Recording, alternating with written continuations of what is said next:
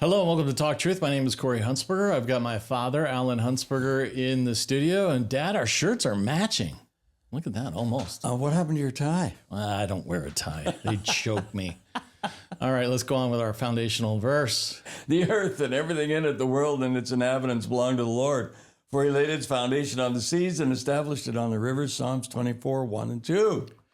Important verse, Alan, especially when you talk about the earth and how it was made. It was made to sustain the population that's on it. It's made to sustain the animals that are scurrying around trying to find nuts and berries and stuff.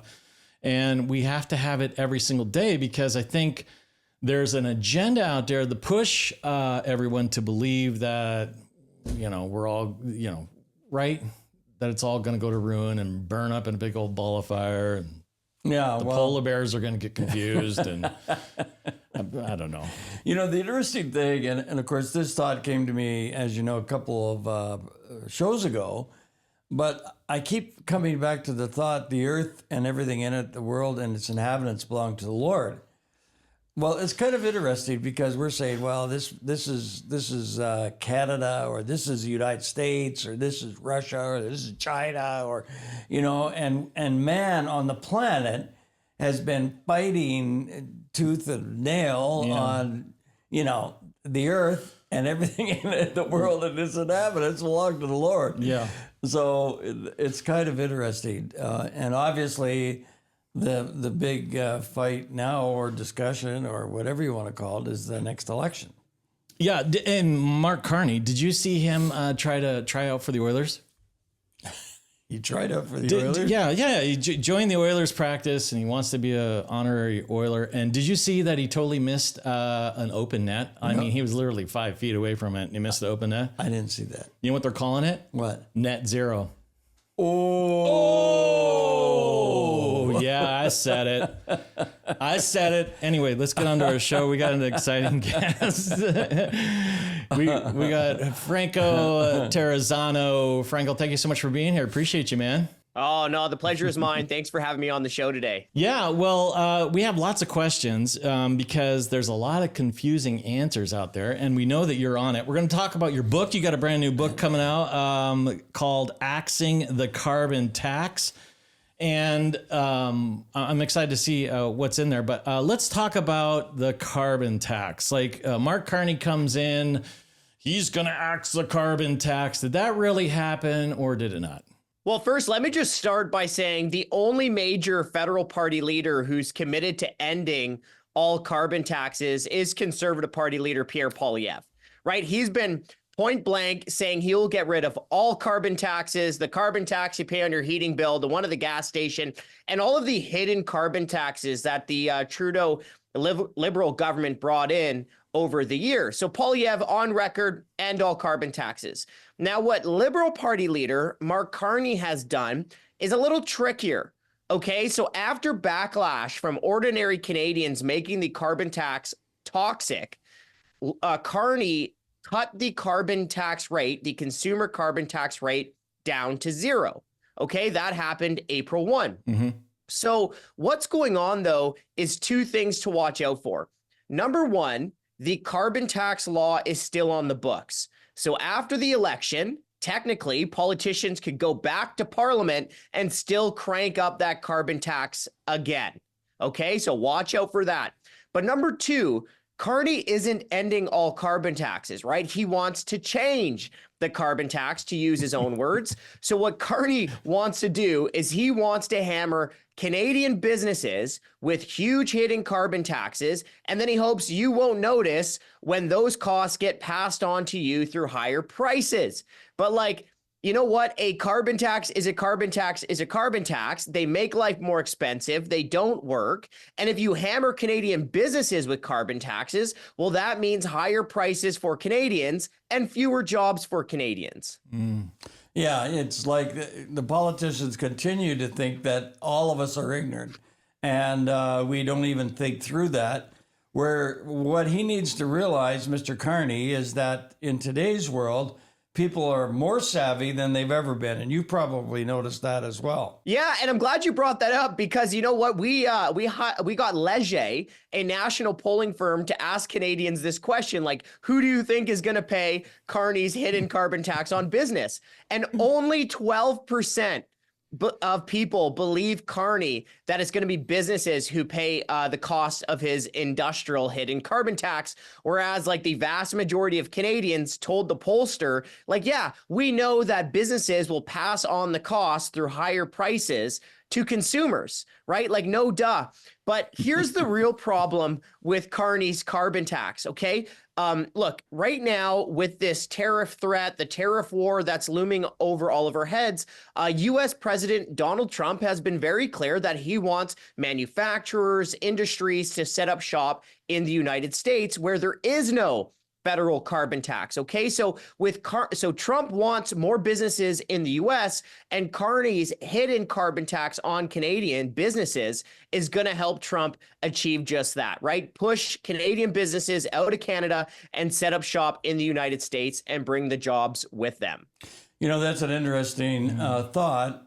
And I was going to ask you, what is the thought going on in Canada with, the tariffs and that kind of thing? Because it seems to me, and I've studied it a little bit. My understanding is Canada's been putting tariffs on product that goes to the United States for years and years and years. And it's been stated that there's 100% tariffs on agricultural products that go into the United States. So if all of this is true, we've been kind of on a gravy train a little bit, and now Donald Trump is bringing us back down to reality. Is that anywhere close to being true? Well, I've heard President Trump say a lot of different things. And just to be completely honest, like, I don't know what his rationale is for the tariffs, right? I don't know if it's about fairness or this so-called trade deficit, which really isn't an issue, with all due respect. So I don't really know what's going on in the White House's minds, right? Trump and his administration. But here's what I do know. Tariffs are just another tax. Okay. So when the US imposes its tariffs, that's a new tax on American businesses, and those costs are passed on to American consumers. Likewise, when the Canadian government responds with retaliatory tariffs, well, that's a new tax on Canadian businesses and higher prices for Canadian consumers. So, like, look, I don't think retaliatory tariffs are going to work, but I do know they'll make life more expensive for Canadians. And what we should do in the face of all these tariff threats, the tariff back and forth, what we should be doing is focusing on how to make Canada's economy the most competitive in the world, right? We have seen our governments for years roadblock major natural resource development, put up barriers to internal trade, hike major taxes, put in all this red tape. That's the stuff that we should be getting rid of, especially in the wake of this tariff war. Agreed. I have a question. You said Pierre Poilievre is going to axe the tax. Okay. We know that Carney, from his history, Bible says that you will know them from their fruit. So their fruit is he's 100% for it. He's 100%. So we know he's going to do something shady and all that stuff. Pierre, though, what's his history? Is it just because he's on record saying what he said? I mean, because many politicians are on record saying what they say and it never really happens. What gives you the confidence you believe that he's actually going to do it? Well, for starters, we'll hold any politician accountable if they flip-flop. I know you right? will. Like, yeah. So like, but okay. So like, to my point, remember, who was the other leader of the Conservative Party before Mr. Poilievre? What was his name again? Yeah, Mr. O'Toole. Well, he flip-flopped on the carbon tax. You remember he signed this big pledge from the Canadian Taxpayers Federation where he was unequivocal that he would end the carbon tax. He would not replace it with a new form of carbon tax. And then he broke his promise. He flip-flopped, and Canadians held him accountable. And now he's no longer in public office, right? So, but now going back to Mr. Poilievre, look, I think the most credit for the fall of the carbon tax in Canada goes to ordinary Canadians, because for years you had the elites in the media, in taxpayer-funded universities, in the Ottawa bureaucracy, and so many politicians force-feeding Canadians carbon taxes, right? Essentially telling Canadians they have to sit down, be quiet, and pay their carbon tax bills. But Canadians never gave up. They fought back. And I think it's ordinary Canadians who deserve the bulk of the credit for fighting back against the carbon tax. Now, that being said, I haven't seen another federal leader ever be as forceful as Mr. Poilievre in attacking the carbon tax, right? You've heard some other federal politicians talk about the carbon tax and the costs, but I haven't seen another federal politician do what Mr. Poilievre did and use the carbon tax costs as the big sword that he used to go after the government's inflation agenda. Well, I know that there's been a lot of demonstrations on Axe the Tax. You know, you come across into a highway and you come to a rest area or whatever, and you got truckers and signs and everything else, you know, encouraging people to sign a petition and all that kind of thing. We know that the carbon tax has kind of been a new tax, and therefore it's kind of on the top of all of our minds, and we want to get rid of it. But is there any other discussion about lowering other taxes in Canada? Because we know that Canada is one of the highest tax rates around. Yeah, no, I mean, you're right. So there's this big report that comes out every year that measures all of the OECD countries, right? Essentially just the industrialized countries. There's 38 of them. And the report that just came out shows that Canada ranks 31st out of 38 OECD countries on individual income taxes. That is brutal. 30 countries are doing better than Canada, right? And we're ranking 31 out of 38. Like, that is bottom of the basement kind of stuff. On business taxes, we rank 26th out of 38. So on both income taxes and business taxes, I mean, we're paying way too much tax because our governments are wasting way too much money. So we do have to cut income taxes. We do have to cut business taxes. You know, fortunately for taxpayers, at least on income taxes, we're seeing a bit of a dueling tax cut campaign where both the major parties are trying to see who can cut taxes the most. But, you know, on income tax relief, Poilievre is promising twice as much income tax cuts as Mark Carney is, right? So Poilievre says he'll cut income taxes, save a two income working family up to $1,800 a year, whereas Carney says he'll save that same family up to $825 a year. Doesn't it all boil down to the size of government? I mean, Canada, you know, and any other government has the temptation to enlarge and instead of become smaller. Is anybody talking about making the government smaller? Oh, you're so right, because every cent the government spends, like, that is the real true tax burden to Canadians, right? Because either you pay that with taxes today, taxes plus interest tomorrow, or with the inflation tax, right? The government money printer that drives up the cost of everything. So you're totally right. The real tax burden to Canadians is the amount of money the government is spending. And look, the government spending has become so out of control here in Ottawa. Let me just give you one example. In less than a decade, the federal government, the Trudeau government, ballooned the cost of the bureaucracy by 73%. Wow. A 73% increase to the cost of the bureaucracy in less than a decade. Now, fortunately, or, you know, I'll let you decide or come up to your own opinion, but Mr. Poilievre, he hasn't, to my knowledge, I haven't seen yet all of the different savings proposals, but, you know, he's talking about shrinking the cost of the bureaucracy, cutting back the cost of taxpayers of all these consultants, right? Talking about cutting back the foreign aid, all the wasteful spending that's going on overseas. So we got to see some more details, but that's a step in the right direction. What about climate change? It sounds like the whole hoax of climate change is collapsing before some people's eyes, particularly down in the United States. Any talk about, you know, getting out of the climate change race? Well, no, I haven't heard any of that, but I'm glad you brought up like this, the environment issue, the emissions issue. And this was one of the things that, one of the reasons that the carbon tax was always doomed to fail here in Canada, right? Because, okay, two reasons. Number one, you can't tax away the necessity to drive to work, heat your home, and put food on the table, right? Canada is a very big place. Well, people need to fuel up their cars to get around. Canada is a very cold place. People got to stay warm during the winter, and everybody has to eat. And the carbon tax makes all those necessities of life more expensive, right? So that's number one. People don't just drive less or heat their homes less. They just have less money for other priorities, like, you know, putting their kids through college or university. But number two, fundamentally, look, a carbon tax in Canada won't reduce emissions in places like China, India, Russia, or the United States. You know what I mean? Like, we make up 1.4% of global emissions. So you could shut down Canada tomorrow, which sometimes that's what it feels like politicians are trying to do, and you're still not moving the needle on emissions. And not just that, look south of the border, right? Washington, D.C. isn't imposing carbon taxes on Americans, and it doesn't matter who occupies the White House. Obama didn't put in a carbon tax.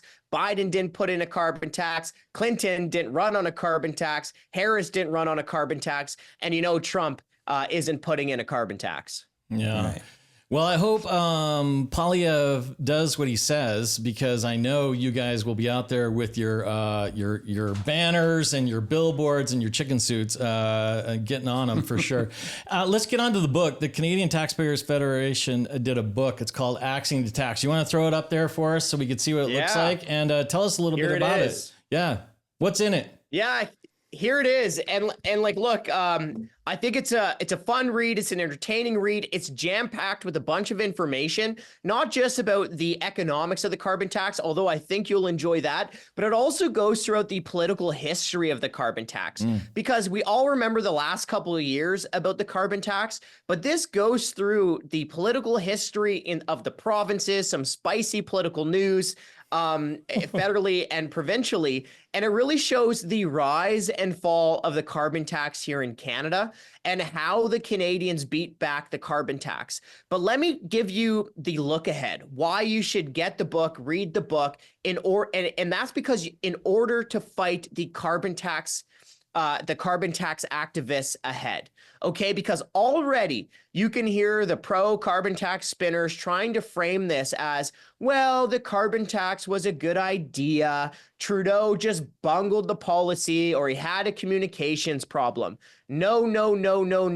The truth is so far from that. And this book shows where the fight is going, both from the international elites, the global organizations, politicians trying to relabel, repackage the carbon tax and hide it from you. So this fight shows this book shows two things. Number one, where the fight is going and how you can be prepared. And number two, it proves why the carbon tax always was and always will be a bad deal for the Canadians and businesses who are forced to pick up the tab. Okay, so this book is coming out tomorrow, and how do Canadians get a hold of it? Yep, Axing the Tax is coming out tomorrow, April the 10th. It should be in a bunch of bookstores as well. Probably the easiest way. There's two other ways if you're looking to get it online. Number one, just Amazon, type in Franco Terrazzano, Axing the Tax. You can get it that way. I believe it's also being sold by the publisher, Sutherland House Books Publishing. And again, folks, Axing the Tax, the rise and fall of Canada's carbon tax. Look, I just think it really is, it tells the story of how David beat back Goliath's carbon tax here in Canada. Sounds juicy. I can't wait to curl up and read it, because we really appreciate it. And by the way, congratulations on authoring this book, man. Is this your first one?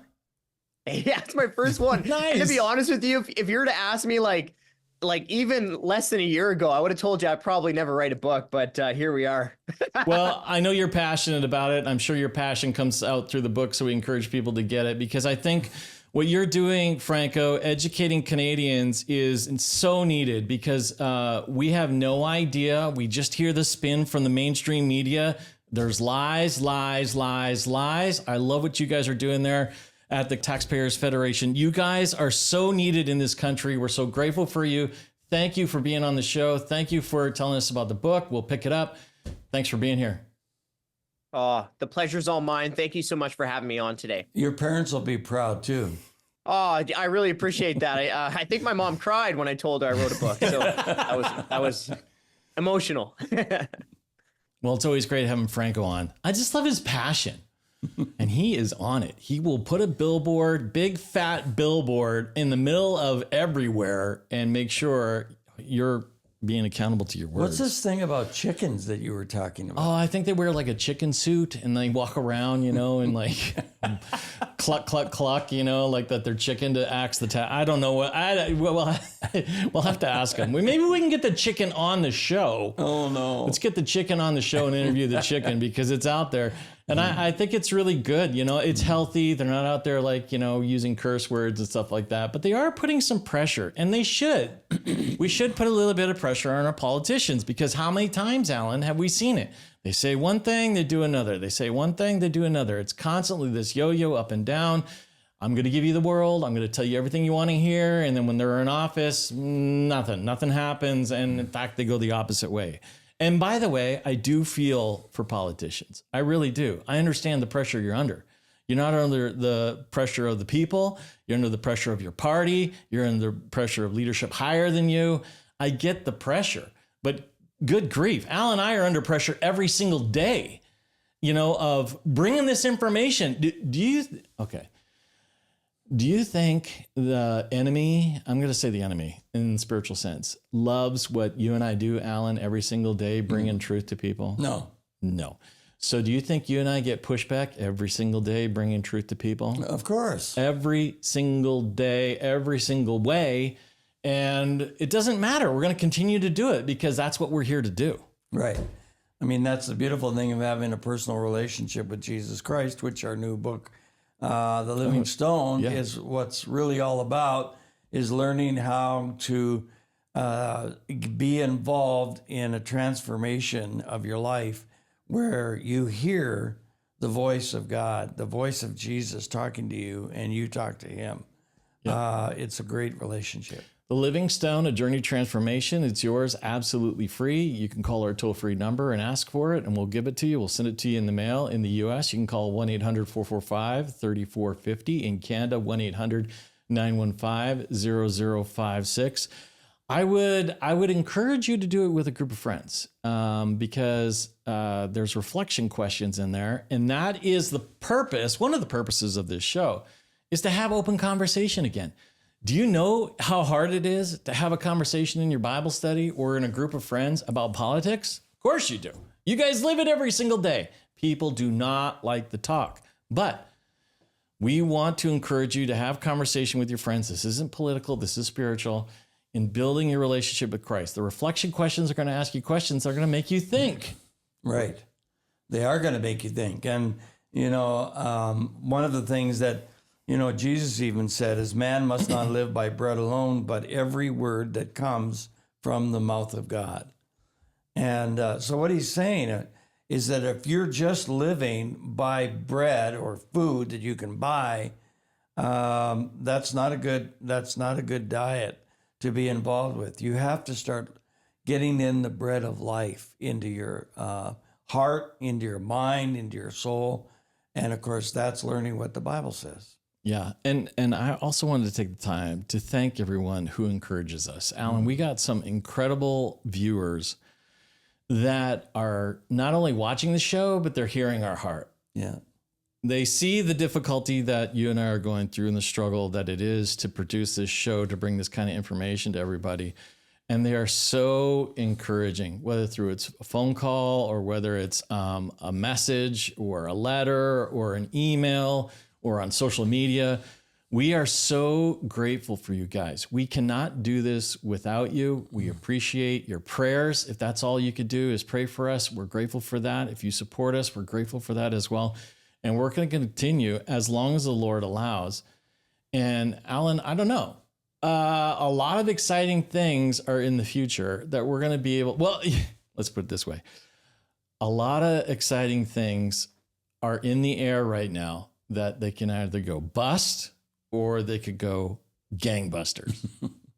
I think the things that are underlined by the Lord are going to go gangbusters. Well, all of it's underlined by the Lord. You and I working together is by the Lord, because father and son team, come on. How many people can do that?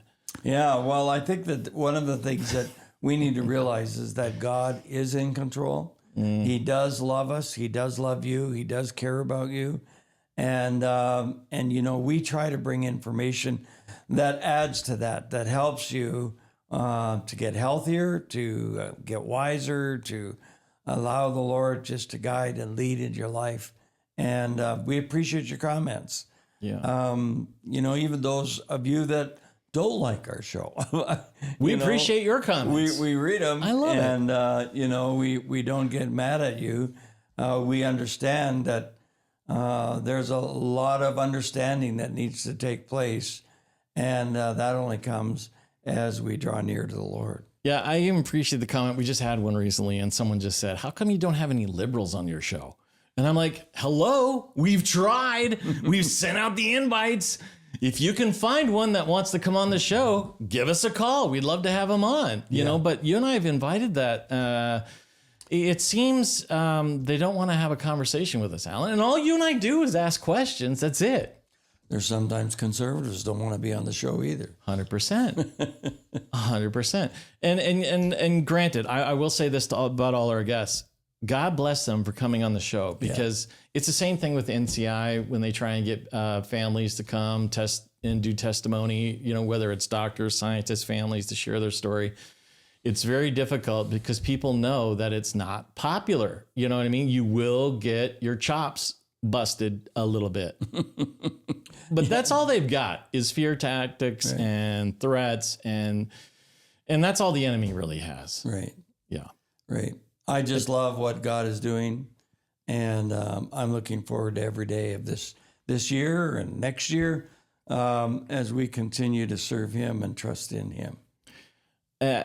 Keep watching, keep listening. There's some exciting things this year. Like I said, it's in the air. It could go bust, or it could be exciting of what God's doing. I think it's going to be exciting. I think God's going to continue because we're going to continue being faithful towards him. Amen. You want to support our mission and keep this conversation on the air, keep the truth being broadcast across our nation. We need your support. We're viewer supported. You can go to our website, gotalktruth.com. Brand new website, Dad. We haven't even mentioned that. It's brand new. Try to make it easier for you to find out a little more about us. Gotalktruth.com. Donate button, if you can click there and give digitally. If you'd like to do it through the mail, which a lot of people do, you can make a check payable to Heritage Christian Ministries Association, and you can send it to 246 Stewart Green, Southwest, Suite 3260, Calgary, Alberta, T3H3C8, or you can call our toll-free line for prayer, which is very important. A lot of you are doing that, or to donate. 1-800-915-0056 in Canada, 1-800-445-3450 in the U.S. All right, Dad, we're out of time. We'll see you guys later. Love you.